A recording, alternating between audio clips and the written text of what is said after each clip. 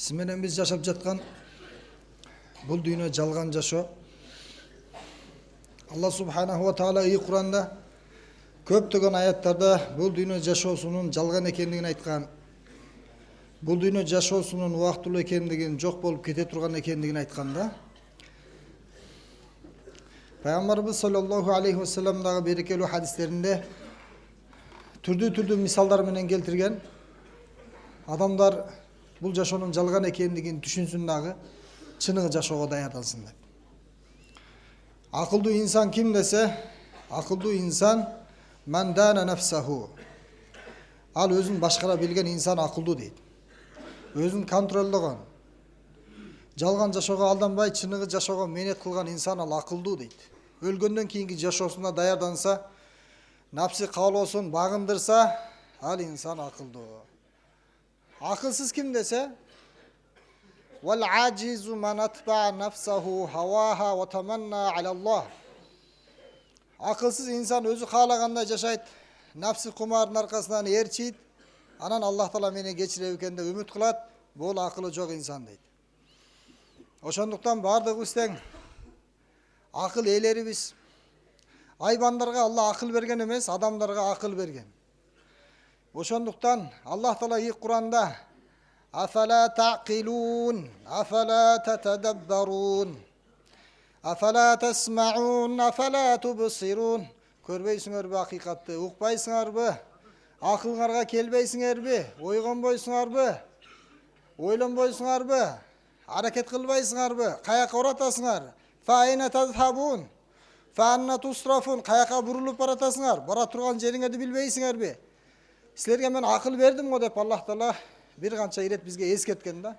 Алла субханаху ва тааланын сүйүктүү элчилери, пайгамбарлары дагы адамдарга бул жашоонун жалган экендигин, убактылуу экендигин, бул жашоо көз ирмемчилик өтүп кетет экендиги туурасында айтып кабар беришкен. Ошондуктан урматтуу бир туугандар, бардыгыбыз акыл ээси болгондон кийин акылыбызды жакшылап калчап, анан аракетти кылышыбыз керек экен. Бул жашоо туруктуу эмес. Бул жашоодо адилеттүүлүктү табыш кыйын. Бул жашоодо тез өзгөрүп турат.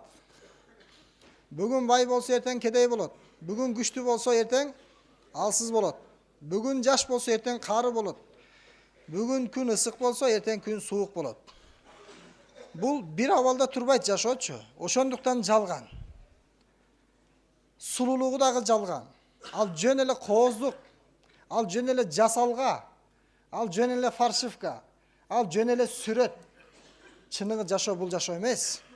Чыныгы жашоо өлгөндөн кийин башталат. Аллах Таала жакшы көргөн инсандарына өлгөндөн кийинки жашоого даярданууга мүмкүнчүлүк берет. Кандай эле бизден алдыңкы Аллах Тааланын сүйгөн пенделерине мүмкүнчүлүк бергендей. Диндеги улуу алымдар айтат, адам баласы бул жашоодо 8 абалдан бош болбойт, ар дайым 8 абал аны курчап турат дейт. Ар бирибизде бар. Жашооңузду карап көрүңүз. Бир күндө эртеден кечке чейин сынап көрүңүз, тажрыйбадан көрүңүз.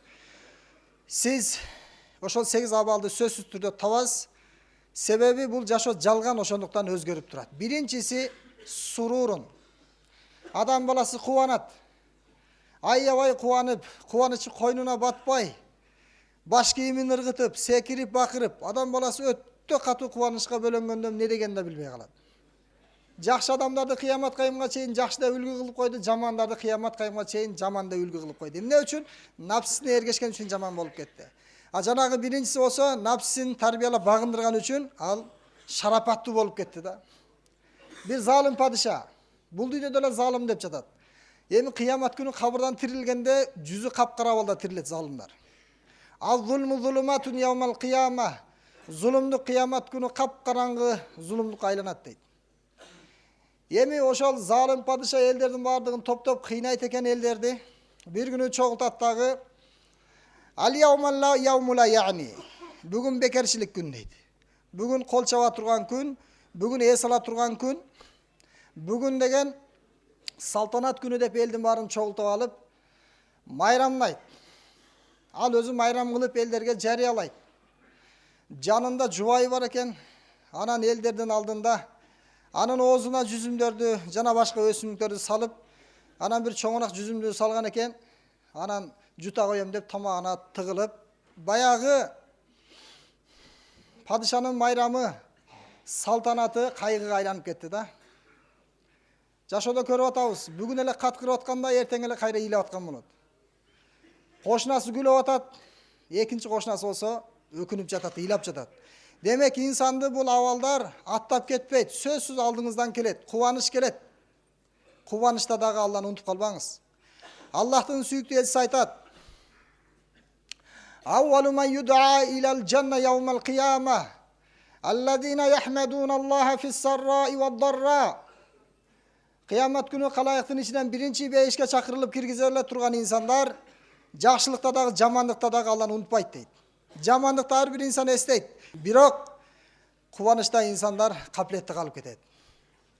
Ошондуктан кубаныч келеби, кайгы келеби, биз Алланы унутпашыбыз керек.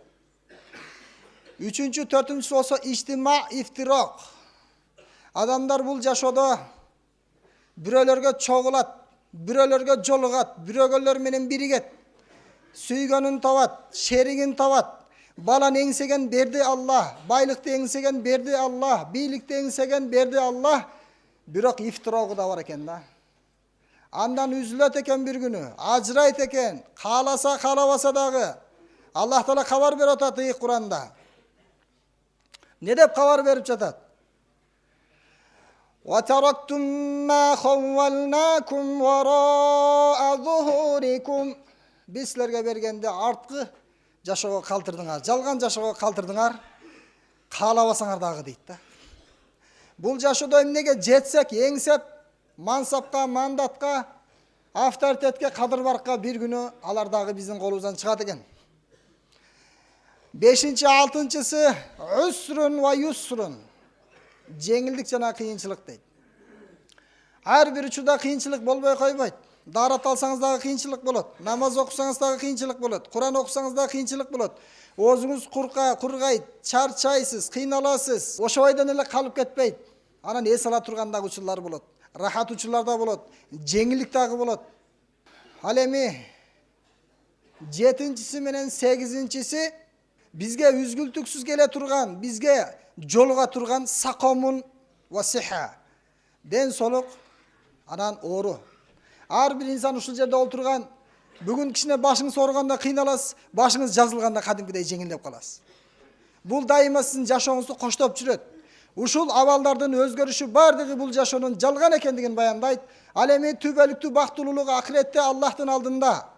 Аллах субханаху ва таала Куранда айтып атат: чыныгы жашоо кайсыл, чыныгы бактылуулук кайсыл, чыныгы бактылуулук فَمَنْ زُحْزِحَ عَنِ النَّارِ وَأُدْخِلَ الْجَنَّةَ فَقَدْ فَازَ.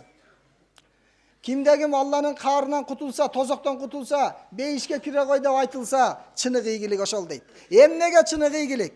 Ал өлбөйт, ал кайгырбайт, ал эч кимден ажырабайт жакшы көргөндөрүнөн, кыйналбайт, ал эч качан оорубайт, ал эч качан өлбөйт, ал эч качан муктаж болбойт. Анда эмесе, урматтуу туугандар, бардыгыбыздан келиңиздер. Акыретти алдыга коюп, нафсилерибизди тарбиялап, багындырып, нафсилерибизди ийилтип, Алла субханаху ва тааланы ыраазы кылып калайлы.